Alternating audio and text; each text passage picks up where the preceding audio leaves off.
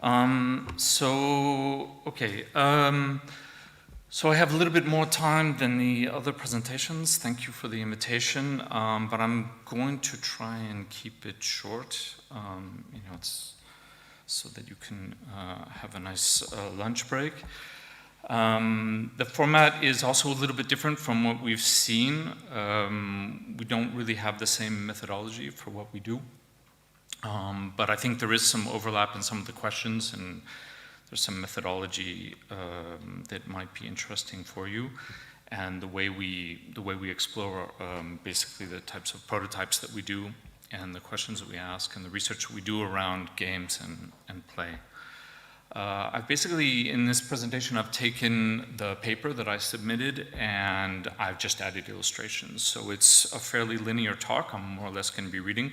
I'm not usually in this is kind of a more academic context than I'm used to. So that's the format that I opted for. Okay, so this is our new building. Officially, we just opened yesterday our new campus. We've been working in this building for about 2 or 3 years now, but yeah, officially yesterday, today, and this weekend, we have all sorts of exhibitions, concerts, and performances that are going on, so come by. Some of the work that I'll be showing here in these slides you can actually interact with, but there's all sorts of other things that are going on. So for the past 12 years within this institution, within the Head Genève, where I teach and where I do research, and within the school, in the Master Media Design program, we've been creating games. So it's been over 12 years, games of a lot of different formats. And we wanted to take stock on this work around games and to document our process so far. And so we created a database listing all our games, screenshots, source code, descriptions, press kits, the crew, all the people that have developed the projects. And currently our list is over 150, and we keep finding more and more. So what do these games look like? We're an art and design school. Media design department isn't a game design department. There's the brilliant ZHDK game design department. We're not a game design department, but we do make games. So what do these games look like? Some of them resemble what you would probably recognize as a game. This is a master's project from Katia Barras from 2 years ago, if I remember correctly, exploring the Marina Trench, narrative-based game, collecting, observing fish, different types of species of fish. It's a whole sort of rich experience. And then we also push the boundaries on what you would probably think of when you think of games. So a lot of installations, a lot of prototypes, and outside of the space of what you might consider, well, let's just say of traditional gaming. So for more than 10 years, a Media Design Master has offered professional training focused on human-computer interactions, game design, interactive storytelling, and the creation of interfaces and connected objects. There's a little collection here, some of those. It's in this larger context that the Media Design Master has been creating games. So following Gene Youngblood's 1970s concept of expanded cinema, we're exploring the notion of expanded gameplay, expanded play, expanded gaming, where the limits of what is meant by play can be explored. What are the possible forms of games that could be invented coming from this notion of expanded gameplay? What types of new subjects could we address in games? Could this notion help us imagine new tools to create games? And more importantly, today I will try and show how this notion allowed us to create a methodology of creating games adapted to this context of a school of art and design and in the context of Switzerland. One of the singular aspects of the media design approach to designing games is our fundamentally hybrid methodology. This is a really interesting project we developed for our, call it the Salone Ludico, for the Salone del Mobile in Milan, sort of big, important design exhibition. And this was a drink distributor, robotic barman, barwoman, bar robot. And you play with your telephone, and depending on how you play, different alcohol is distributed, and you can drink it. As our goal has never been solely focused on the game industry, our approach to designing games often include methodologies emerging from multiple fields within design. An interaction designer, for example, thinks about the larger picture of how you hold the screen. This is one of our earliest prototypes. We were just thinking about how would you play with a phone. This was in the first, really at the beginning of the master's program and the beginning of the iPhone. Thinking about objects and gestures that you use to interact. Discovering that Play-Doh is a conductive material.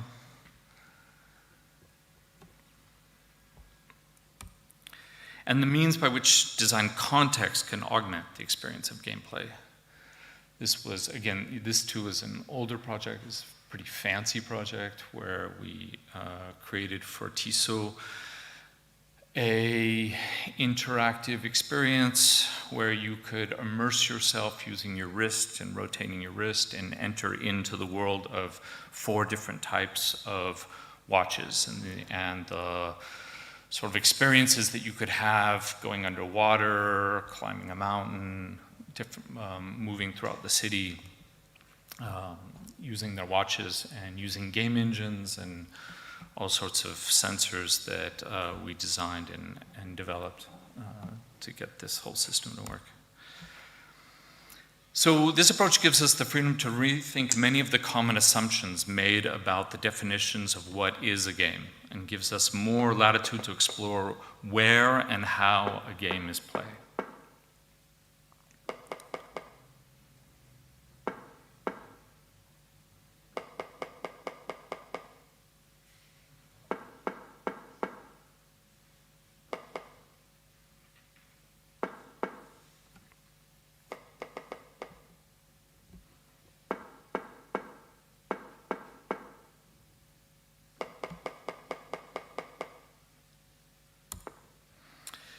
It allows us to rethink the relationships of objects, gestures, bodies, games, and screens, and opening up the physical space of gameplay, the interaction of all these different elements.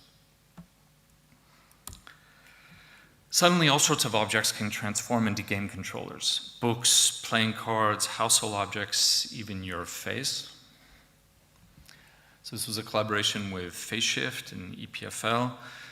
Came to us, and this is basically the exact same technology that's now in your iPhone or iPad. This is pre-LiDAR.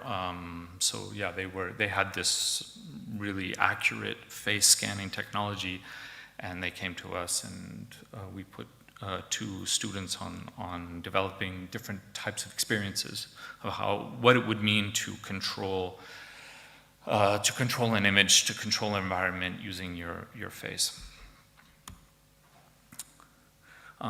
Playing with your house, with your hallway, for example, and even the fire from a match can be used to control a game. So here's a game where your timeline, that's your life in your game.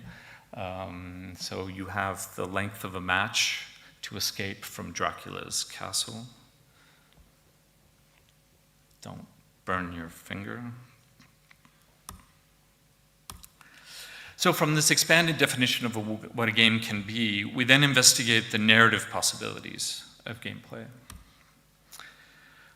This is an exhibition where we showed our process, allowed people to play these games. So almost all of our work is, even though we do some speculative work and some theoretical work, but almost everything, in fact, everything you see here is all functional. So when we have AI, we are coding and developing around this AI or developing the models ourselves. This is an object that actually functions. So for this exhibition, we were using ancient texts, some over 2,800 years old. So the project was called Play Me a Story and explored how old narratives could be reactivated using interactive storytelling through hybrid digital physical objects. For example, in our original brief, the project Midwinter Day's Nightmare, we asked our students to take a work of classical literature and to reimagine it as a playable experience using physical objects. They choose the collected texts of Shakespeare. The hybrid solution proposed in this project involved using physical playing cards and the camera of a horizontally placed electronic tablet that was trained to recognize the unique shapes of the characters printed on each card. So these cards you're playing face down, you know your cards, the other players don't know your cards, but the tablet knows your cards because the tablet can see with the camera by discreetly placing the cards over the camera.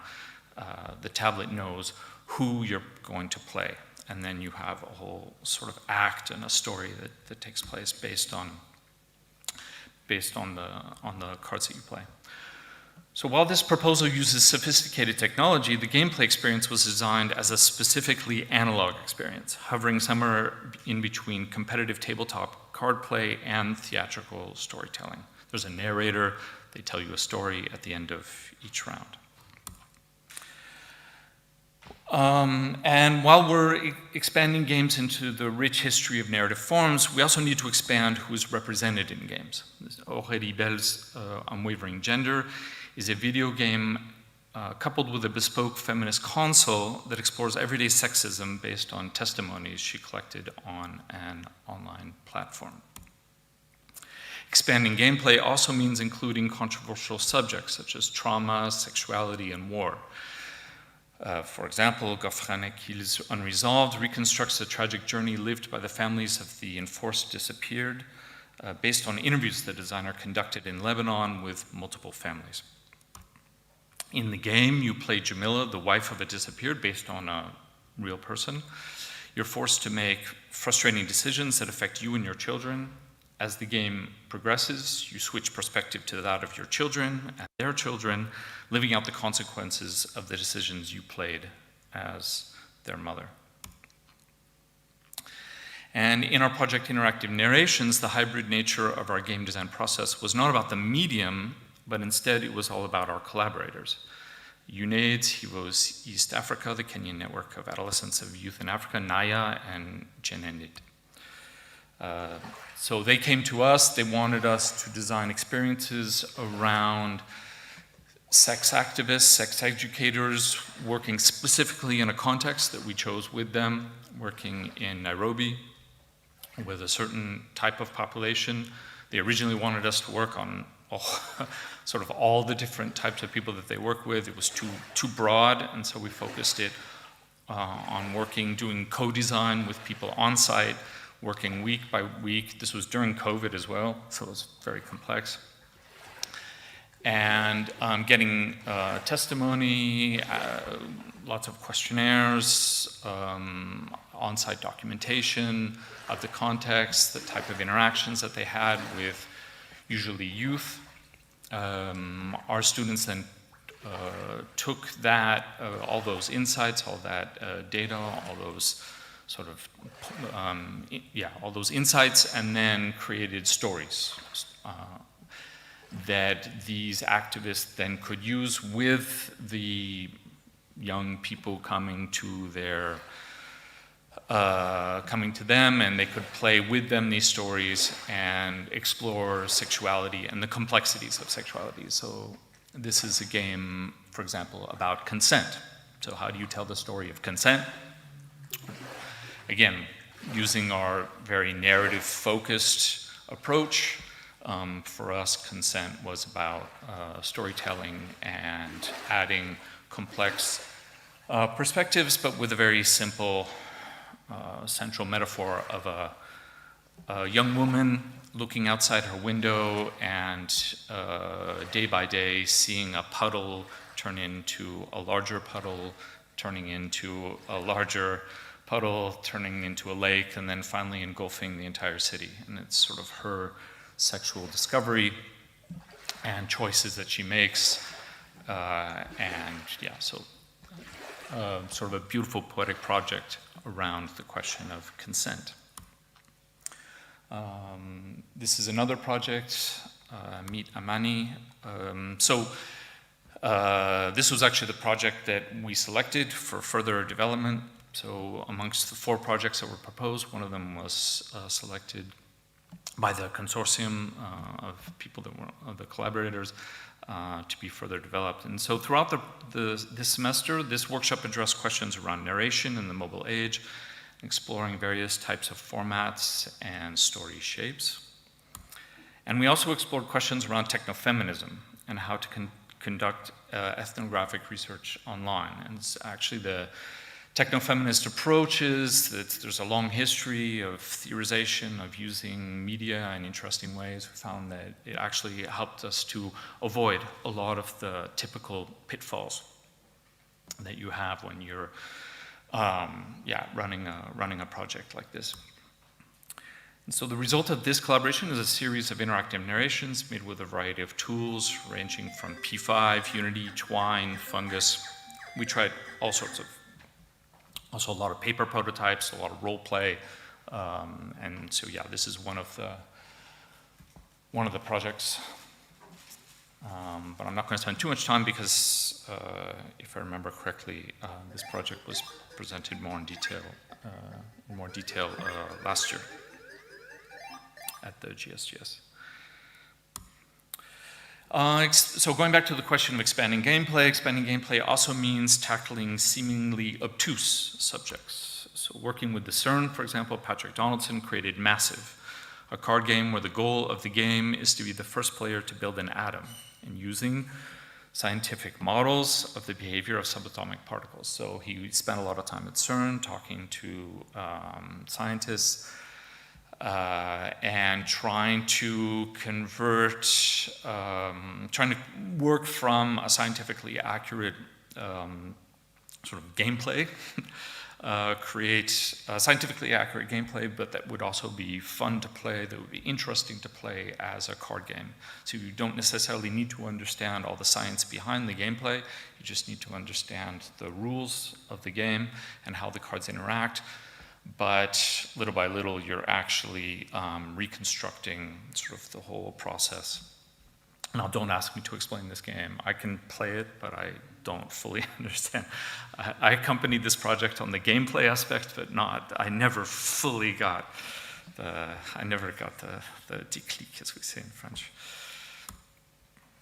Expanding, this is an really interesting project. It's currently being exhibited at the Head. So if you just do 2 or 3 bus stops, you can see this project this weekend, for example. So this expanded definition of play also redefines who we can play with, and even who we can design our games with and for. In Tiki Borden's 2022 diploma project, so this is just a couple days old, Mondi Morbidi, their project explores alternative models for storytelling and world building and video game development through collaboration with non-human agents. So this is let's call it a game development collaboration, co-designed with an organism, with specifically a blob. So this project questions the notion of human control in video games, sparking a discussion on the delicate process of building game worlds and the influence this has on our in-game agency. So as you can see in the video, Tiki is growing, let's say, interacting and growing, feeding a blob, a physical blob. So this is there's a petri dish, and then the evolution of this blob becomes the sort of the content, the ingredients, the form of a game world. And as the blob evolves, also the terrain of a game world can evolve. There's also an experimental prototype around a controller, but that isn't finished. So for the moment, the exhibited where they're at in the process, where Tiki is at in their process, is and that we're exhibiting at the head this weekend is more around the game world process. But they're also interested in exploring a blobby controller, if you will, and a whole bunch of prototypes were created around that idea as well. So exploring this expansion of what can be a game, what can be play, who we play with, also means experimenting with new narrative structures, formats, and technologies, for example, artificial intelligence text generators, in order to better understand how they modify possibilities of play. So these probably know text generators, GPT, for example. There's all sorts of different strands of GPT that we've been playing around with. And so in this semester project, we explored generative pre-trained transformers and then built up interfaces, experiences, and gameplay around the dialogues that you can have with generative transformers. In a sense, these virtual beings, and our semester project was called Virtual Beings. In a sense, these virtual beings were very similar to the interactions and training process of the previous project. These curious textual entities are not alive, though, nor are they really communicating with us, sort of simulating communication, if you will. Nevertheless, behaviorally, they have certain personality characteristics and can be thought of as an interesting design space that you can design around and with, and also our interactions with these simulated entities.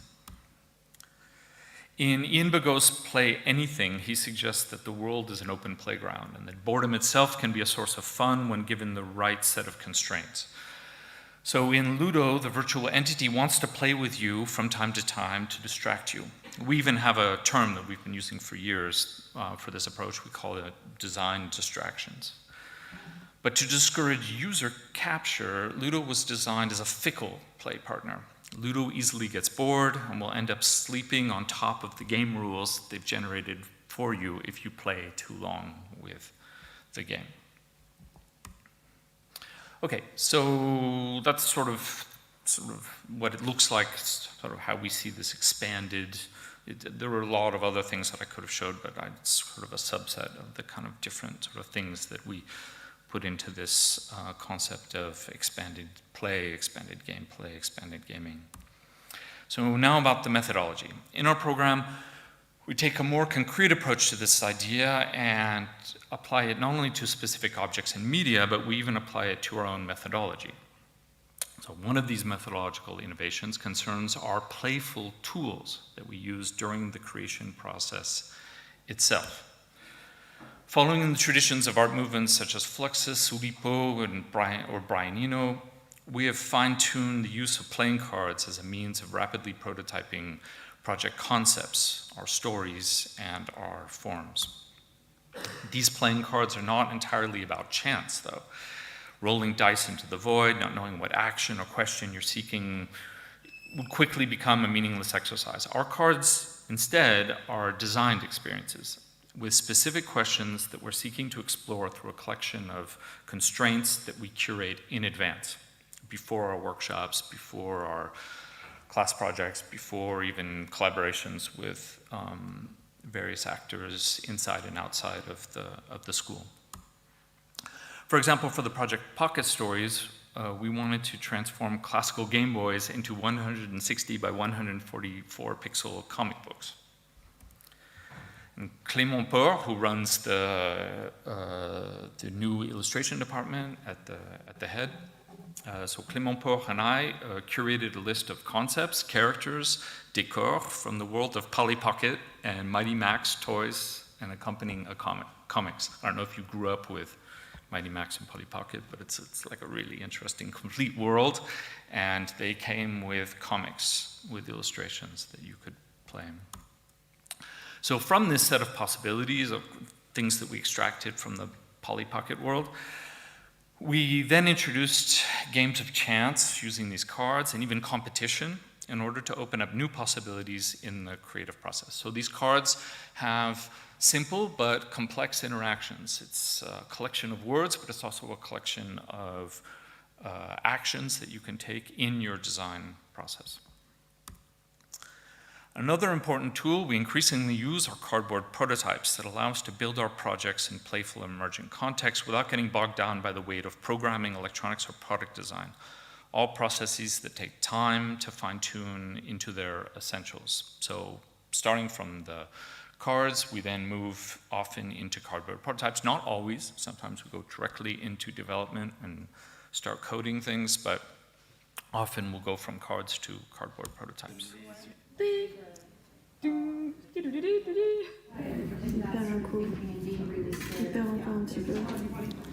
So these are prototypes that were developed during this Pocket Stories workshop.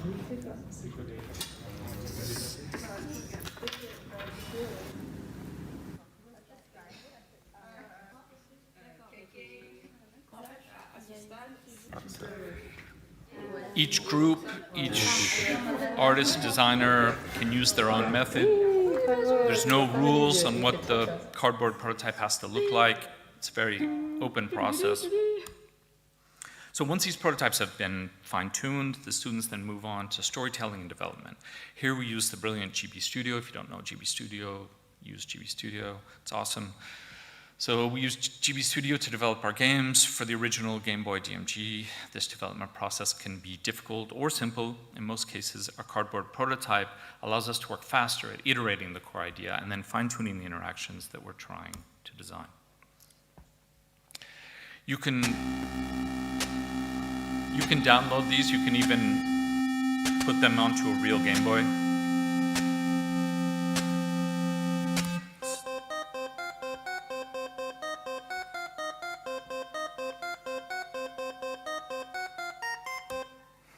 Anyway, so you can go onto itch. We've got a whole page where you have, you have access to all the files, and you can even sort of open the hood and see how we develop these. There's also documentation on our process, more documentation on our process on HIO. So yeah, there's these cards, there's these cardboard prototypes, and then we're also, that sort of naturally leads us into building actual tools. This is an amazing project. This just went live. You can play it today and this weekend at the Head if you want to come by. Thibaut created Possible Worlds. It's an entire sort of toolkit. So from this idea of inventing new methodologies emerges the desire to also build our own tools that we will then use to design our medias. Possible Worlds by Thibaut Garfon is a collection of tools to make video games. It's divided into three main parts: animation, narration, and interaction. So this there's actual paper. You designed a really simple paper system where, for example, kids, but anyone as well. Also, what's really great for us, for prototyping, you can draw a character, you can animate them, you take pictures with your phone, OpenCV scans, detects, does auto-détourage, cuts out the characters, and then you can place, and then it automatically imports them into the Godot game engine. And then you can start telling stories with these characters you've created. He also created a nodal programming language because why not? And so since we find it's interesting as designers, if you want to build your own tools, let's build our own tools, because then you can sort of think about your whole storytelling process and your modular, algorithmic, interactive storytelling process. And so yes, this is an interesting nodal system that he built. And then he created two From this sort of toolkit, he created 2 types of games that you can play for the moment, but you could invent, all sorts of types of games with this. So the demo that he currently has running today is like a text-based narrative adventure where you're going from room to room and interacting with objects. And then the second game is a platformer fight game with 4 controllers, and all of it using his toolkit. So each tool presents its own level of complexity, ranging from amateurs to creative and experienced developers. It sits on top of the Godot game engine, as I said, provides an abstraction layer that can be removed at any step to allow people to access the game directly as well. It doesn't hide the Godot game engine. It's just a sort of intermediary tool to help you to develop. Okay, so yeah, again, I followed your framework more or less. I can see that, yeah, our approach is maybe a little bit different than a lot of the things that I've seen today, but I followed your approach around the question of what are our needs. Well, we actually have a lot, but quickly in the paper,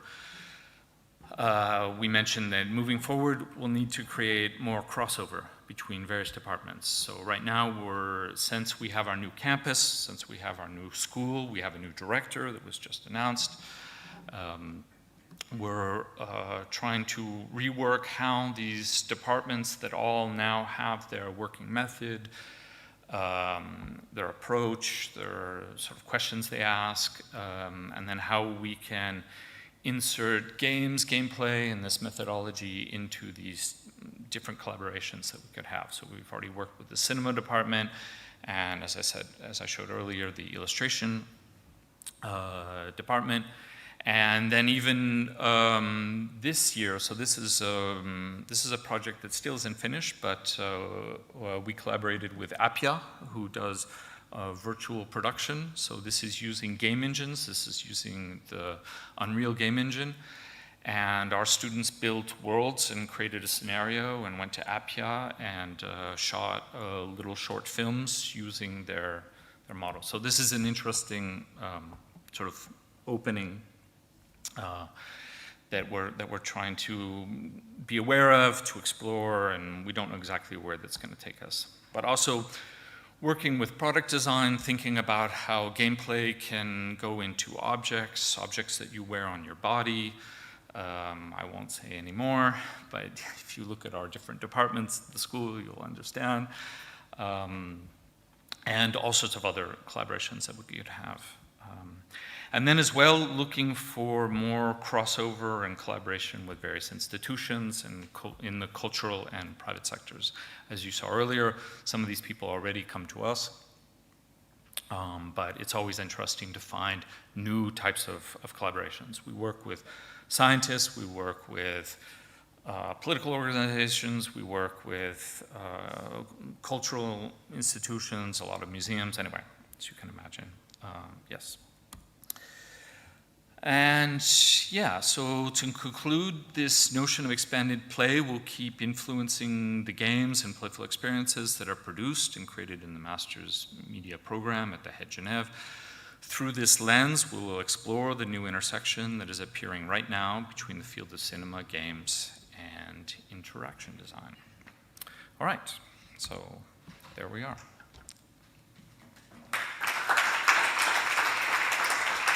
Any questions?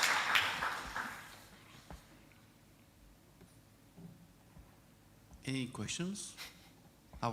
That's amazing. That's great, really. I have a first question. You've shown us that you train people to drink, to get burned. Yeah. We really love the idea. To avoid sexual abuse. What is the limit? Yeah, we really love the idea of dangerous gameplay. So it's always been one of the problems that we've had. Like, we're really interested in this concept of serious games, and we really understand sort of the power of games and what you can do with games. But we also think games should remain punk, and games should remain dangerous. And this idea that we're going to make games functional and that we're going to measure games as if it were some sort of scientific formula, that we can sort of plug humans into the formula and not design around the human experience. This is a dangerous idea. And so we're always very skeptical. I was fascinated with a lot of the things that I saw today at measuring, how do you get feedback. This is all really important sort of tools that we also need to build more, and that we're currently working on reinforcing the tools that we use to get data points on how people play.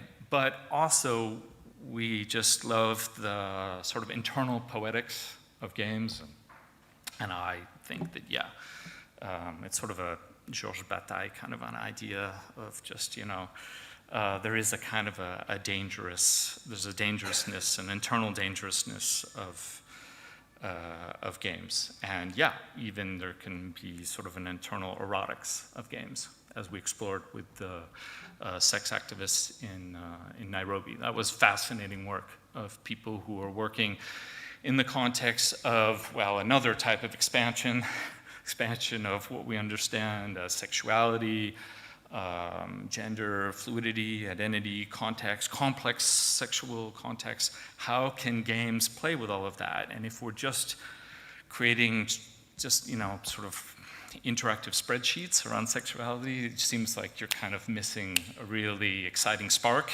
especially when you're 15 years old, 16 years old. Games could really speak to you if you play with that internal spark.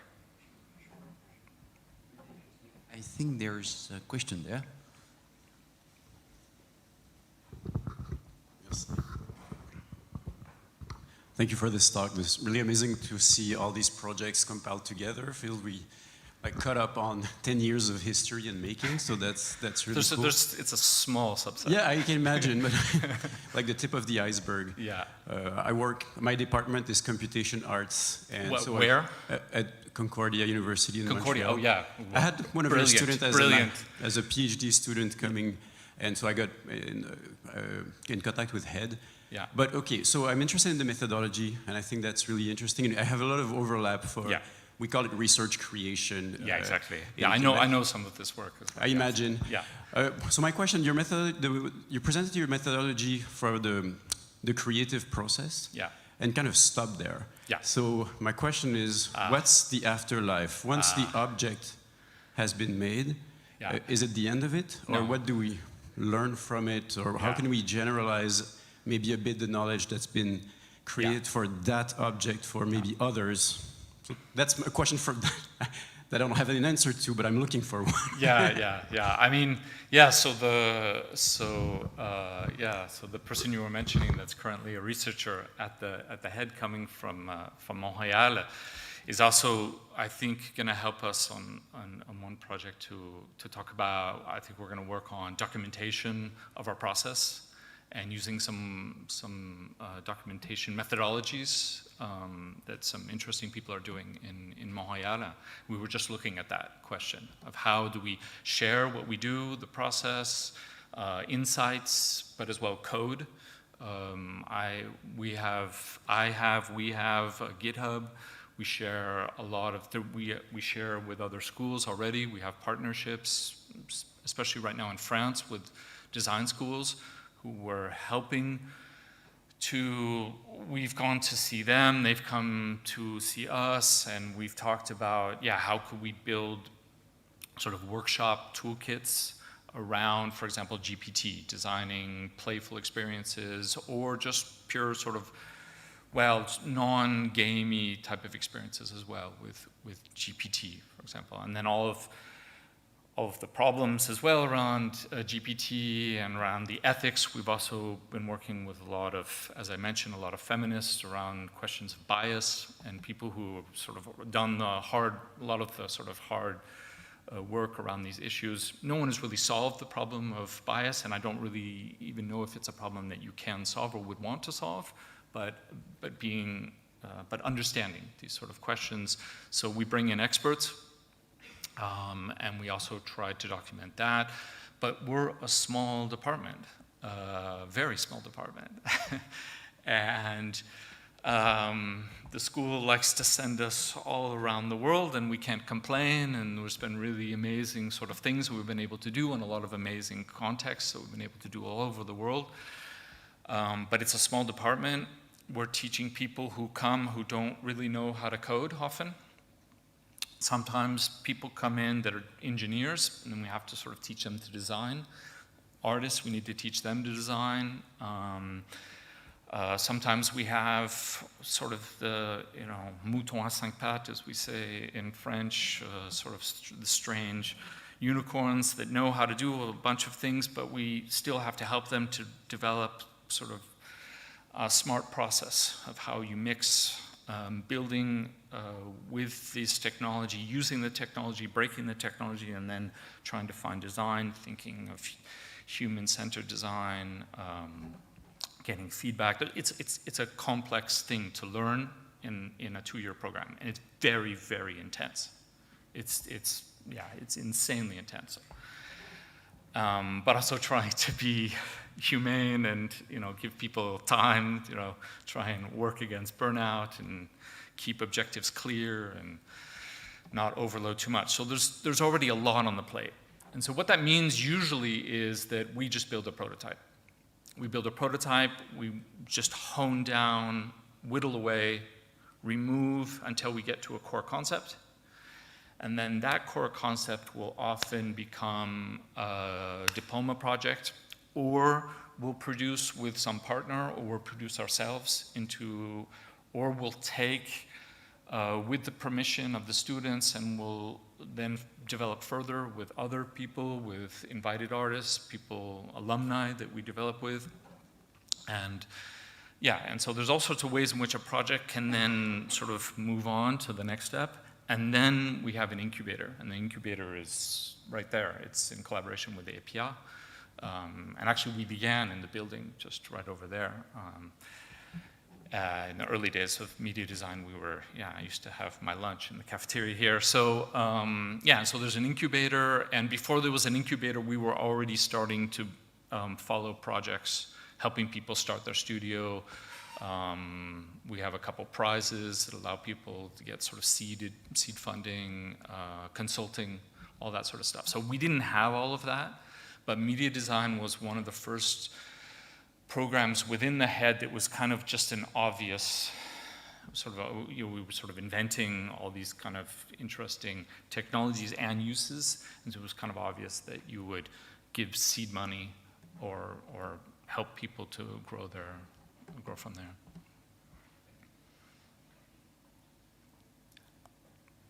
Many thanks. Actually, we will have the last question because lunch is closed. Just shortly, can you say some words about future projects you're working on, or like directions you want to go? Just some thoughts to that.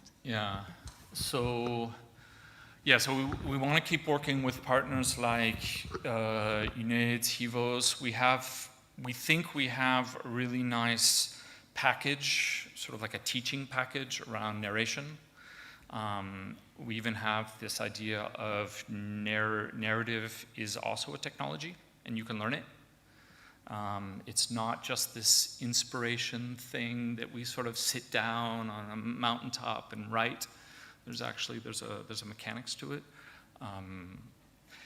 And we find that, that this sort of narrative approach, that's why we did Play Me a Story, can go into objects, it can go into experiences, it can go into all sorts of interesting interactions. So we're definitely going to keep working on that approach.